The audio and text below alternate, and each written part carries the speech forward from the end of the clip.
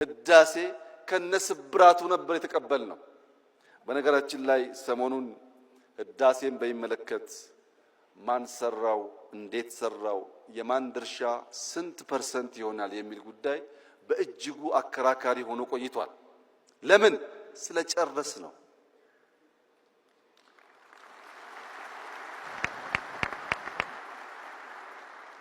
ያለቀ ነገር ፍሬ ባለቤቱ ስለሚበዛ እንጂ አሳበን ብንተወው ኖሮ አይነንትና አበላሹት ይባላል እንጂ አንድም ሰው አይጠጋጋም ነበር።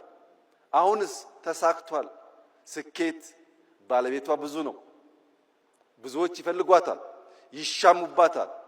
የመደመር መንግስት በእንዲህ ባለው ጊዜ የሚመርጠው መንገድ ተሳክቷል። የስኬት ባለቤት እናንተ ሁኑ ነው። ለስኬት ለመሻማት ጊዜ የለውም የመደመር መንግስት።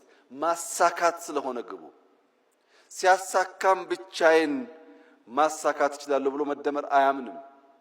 የብቸኝነት ጉድለት ስላለ ኢትዮጵያውያን በሚችሉት ሁሉ ተደምረው ያሳኩት የመላ የኢትዮጵያውያን ገድልና ድል እንጂ የአንድ መንግስት፣ የአንድ ሰው፣ የአንድ ግለሰብ አይደለም።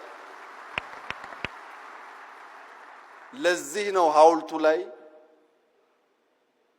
መላ ኢትዮጵያን በሚወክል መልኩ የብዙዎቹን ምስለ ቅርጽ የያዘ ሐውልት መገንባት ያስፈለገበት ምክንያት ህዳሴ የመላ ኢትዮጵያውያን ብቻ ሳይሆን የኢትዮጵያ ወዳጆችም ጭምር የኩራት ምንጭ ስለሆነ፣ ሽሚያው የወለደው ድል ስለሆነ፣ አሳክተን በድል ላይ መሻማት የተሻለ ስለሆነ አሳበን ከመተው የነበረውን ጭቅጭቅ ድምዳሜ እንዲያገኝ እኔ በግሌ ህዳሴን በሚመለከት ከመላው ኢትዮጵያውያን አንጻር የነበረኝ ሚና ኢሚንት እና በጣም ትንሹ ስለሆነ አትጨቃጨቁ፣ ድሉ የእናንተ ነው፣ ህዳሴ ግን የጋራችን ነው ማለት እወዳለሁ።